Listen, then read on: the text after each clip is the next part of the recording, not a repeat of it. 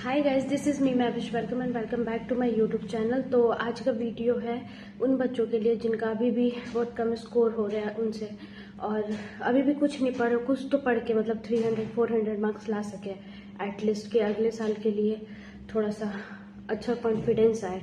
तो चलो स्टार्ट करते हैं वीडियो को। तो हम सबसे पहले बात करेंगे बायोलॉजी से। बायोलॉजी को कैसे पढ़ाई करना है। तो बायोलॉजी को मतलब जो चैप्टर्स आपको आते हैं अभी उसी को पढ़िए आप, और कोई बायोलॉजी मतलब सबको आता है यार, एक्सेप्ट मी, सबको आता है। तो आप वही चैप्टर को पढ़िए जो आपको आता है, कुछ भी एक्स्ट्रा नहीं पढ़िए। और हम बात करेंगे फिजिक्स में। तो फिजिक्स में सबसे ज़्यादा इंपॉर्टेंट है फार्मूला सीट।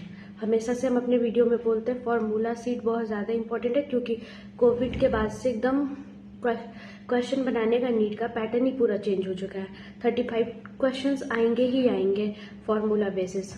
फार्मूला सेट करने के बाद तुम एक और काम फिजिक्स में ये कर सकते हो कि थोड़ा बहुत थ्योरी पढ़ो और क्वेश्चंस लगाओ। और ना मान के चलो तुम ये वर्क पावर एनर्जी पढ़ लिए तो डायरेक्ट टेस्ट देने मत जाओ। वर्क पावर एनर्जी पढ़ने के बाद उसका क्वेश्चन प्रैक्टिस करो, पूरा फार्मूला वगैरह सब कुछ याद करने के बाद उसका क्वेश्चन प्रैक्टिस करो। फिर तुम मान लो कि सेंटर ऑफ मास पढ़ लिए तो उसका क्वेश्चन प्रैक्टिस करो, सेपरेट सेपरेट क्वेश्चन प्रैक्टिस करो, सबका सेपरेट। और PYQ लगाना बिल्कुल मत भूलना, क्योंकि क्वेश्चन का पैटर्न PYQ से ही पता चलेगा कि लास्ट ईयर कैसा पूछा है। क्योंकि नीट का जो NTA का लैंग्वेज है ना, लैंग्वेज पढ़ना बहुत ज़रूरी है। हो सकता है कि हम लोग टेस्ट दे रहे हैं LN का, लेकिन होता है कि नहीं होता है, लैंग्वेज अंतर होता है। नीट का देखना लैंग्वेज अलग होगा, वो लोग का थोड़ा बहुत लैंग्वेज का चेंजेस होता है, इसलिए लैंग्वेज पकड़ने के लिए PYQ करना बहुत ज़्यादा इंपॉर्टेंट होता है। तो बायोलॉजी, केमिस्ट्री और फिजिक्स तीनों के लिए फार्मूला सेट तो पढ़ो, मतलब इन दोनों के लिए फार्मूला सेट पढ़ो, और साथ साथ क्वेश्चन डायरेक्ट टेस्ट लगाने मत जाओ। पहले तुम एक एक चैप्टर उठा उठा के उसका क्वेश्चंस करो।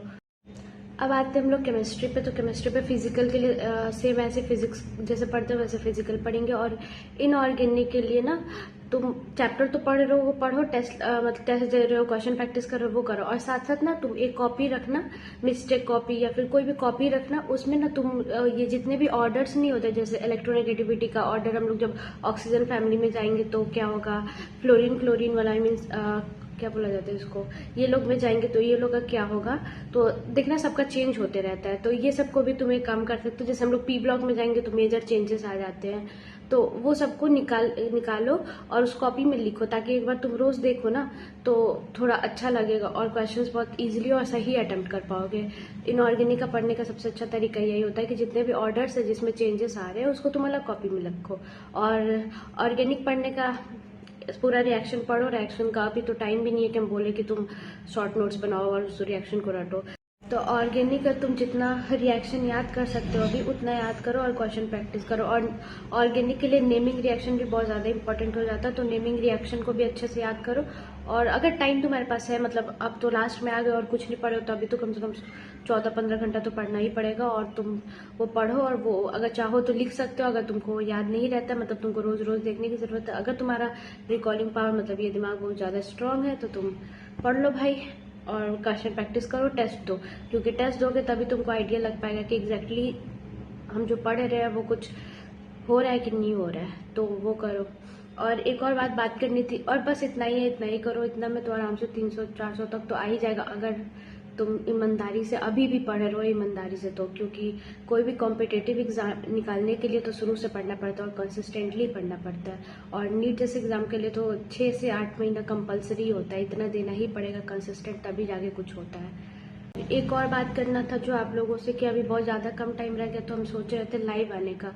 अगर आप लोग चाहते हैं कि हम लाइव आए तो आप लोग कमेंट में कमेंट करके बताना, मतलब कमेंट बॉक्स में बताना कि हाँ आओ या ना आओ, ठीक है। और जो भी स्ट्रैटेजी हम बता रहे हैं ना, तुम कहीं भी जाके कुछ भी जाके कहीं से भी पूछ लो, सब लोग यही घुमा फिरा के स्ट्रैटेजी बताने वाले हैं। तो भाई भरोसा करो और ईमानदारी से पढ़ो, अभी जितने दिन भी रह गए हैं, और होपफुली सब अच्छा होगा। चलो मिलते हैं, बाय अगले वीडियो में। और आप लोग बताना कि अगर आप लोग चाहते हैं कि हम लाइव आए, और टाइमिंग सब बताना आप लोग, क्योंकि जाहिर सी बात है मतलब आप लोग के हिसाब से ही चल रहा है लाइव। हो सकता है कि हम 2 बजे आए तो 2 बजे से ही कोई टेस्ट देता होगा, जैसे हम खुद 2 बजे से अपना टेस्ट देते हैं।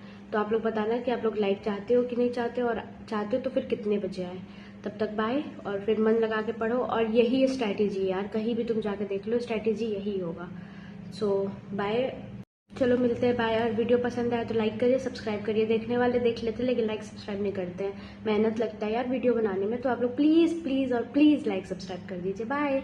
और पढ़ाई पे अच्छे से ध्यान दीजिए, अभी आखिरी टाइम चल रहा है, कम से कम अभी अगर नहीं पढ़े ना तो फिर बहुत पछतावा होगा, और हम लोग अपना ज़िंदगी बर्बाद कर रहे हैं अगर नहीं पढ़ रहे हैं तो। मेरे को तो ऐसा लगता है यार, अगर नहीं पढ़े तो फिर ज़िंदगी में क्या करेंगे हम लोग? कभी सोचे आप लोग? हम लोग अपनी मम्मी पापा को क्या शक्ल दिखाएंगे हैं? इससे अच्छा पढ़ लेते हैं। तो चलो मिलते हैं अगले वीडियो में, बाय। और स्ट्रैटेजी यही है, आप लोग जाके कहीं भी पता कर लीजिए, भरोसा कर लीजिए यार, यही स्ट्रैटेजी है, सब लोग यही बताएगा। लाइक करना, सब्सक्राइब करना।